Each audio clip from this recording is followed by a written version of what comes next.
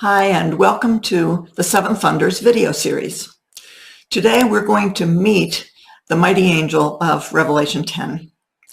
Now, in preparation, it is necessary that we come to this vision as a child, more specifically, a child in kindergarten. I say this because studying this vision will require us to know our colors, to be able to count numbers, to be able to identify different shapes and images within creation. The seven thunders are visual. They cannot be captured with human words, so we must be attuned to the visual clues provided within this vision. Now, the first clue is this: the angelic being descends in cloud-wrapped radiance. So the clouds, that's our first visual clue, and they represent the presence of air and moisture. The mighty angel is surrounded by God's divine breath of life.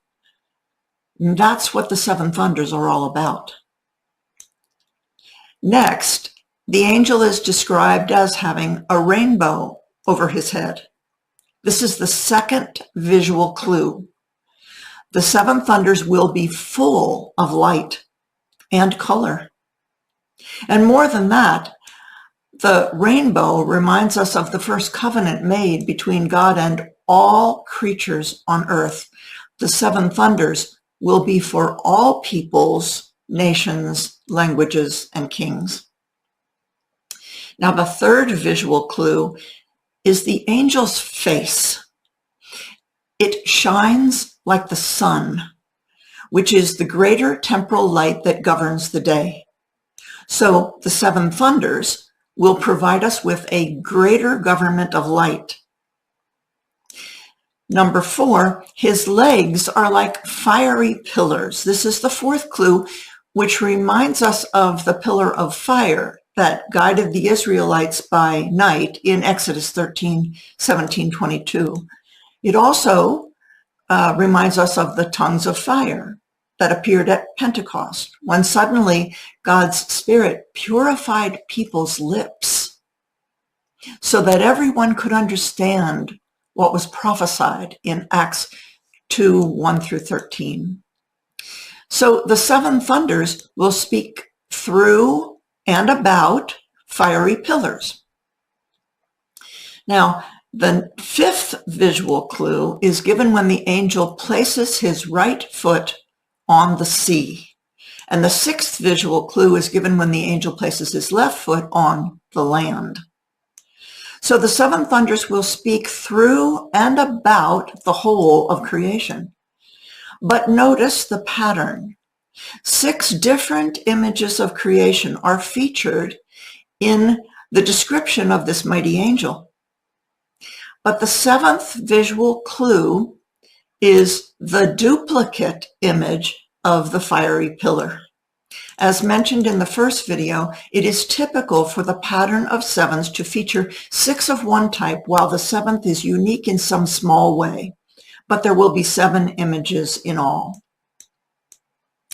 Now let's locate all 7 images on the key, because this key is embedded in the text of Genesis 1, the story of creation. And the most obvious image on this key is the key itself, the wheel of light, which is a rainbow. And along the rim of the wheel, we find 2 fiery pillars. We can also locate clouds, dry land, and the greater light that governs the day. 6 images in all. And true to the pattern of 6 plus 1 that is different in some way, the missing 7th image is the sea on which the mighty angel places his right foot. Now, spiritually speaking, this is important. Water is the one aspect of creation that was not created in the text of Genesis 1. Water existed prior to the revelation of light. If In the beginning, God created the heavens and the earth, yes, but it was not one of the images that God speaks into existence after the revelation of light.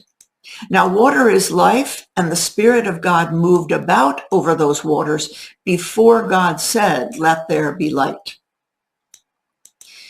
Once light is revealed, the pre-existing water is simply manipulated through an act of vertical separation that creates the sky and horizontal gathering into seas to let the dry land appear. So when the mighty angel places his right foot on the sea, he is making a powerful statement. He is claiming to be the one who was in the beginning as the Logos with God and as the Logos that was God. He is claiming to be life itself, and the life is the light of all people, and the darkness cannot overcome it. Now, if you're connecting the dots, we've just linked the vision of Revelation 10 with the mighty angel to the story of creation in Genesis 1. The most important thing to notice in the description of the mighty angel is that this angel is an image of light and the breath of life. The only light missing from John's description is moonlight, the lesser light that governs the night, and starlight. There is no darkness represented in the description of the mighty angel. Frankly, as visions go, the splendor of this revelation could not be more radiant. Next up, let's look at an open scroll and let's listen to a loud roar. Thanks for listening.